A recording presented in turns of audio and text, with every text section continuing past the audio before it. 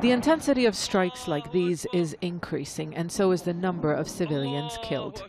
Across southern Idlib and northern Hama, Russian and Syrian jets are carrying out more than 100 raids a day. And most are hitting crowded residential areas. Marketplaces are reduced to rubble. Hospitals, clinics, and schools have been destroyed in the offensive in northwest Syria that is entering its second month. Many civilians have been killed. The planes have returned to hit Ma'arat and Numan. The people are panicking and afraid. Opposition activists are accusing the government and its allies of using internationally banned weapons like cluster bombs and white phosphorus. They say it is part of a strategy to depopulate a belt of territory on the southern edges of Idlib province to secure 2 international roads. More than 200,000 Syrians have moved north towards Turkey's borders, seeking safety in open fields, but tens of thousands are believed to be caught in the area of hostilities.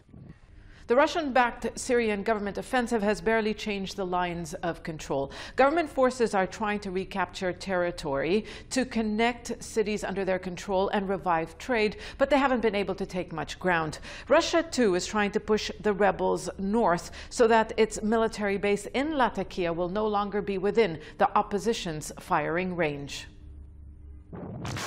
Opposition forces have united and are fighting back. And some of the armed groups say they are getting military support from Turkey, which wants to strengthen its negotiating hand. Many believe the offensive is about pressuring Turkey, which is trying to balance relations between Moscow and Washington. There are reports that Turkey is holding behind-the-scenes negotiations to try and revive last year's ceasefire deal and create a demilitarized zone that fighters from Hayat Tahrir al-Sham, or HTS, and the Syrian army will respect. There's a 20 kilometers zone of de-escalation. The parties must respect it.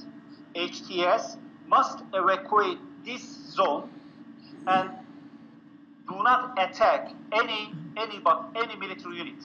And actually, Assad regime is the same, because Assad regime uses barrel bombs and also mortars and also artillery.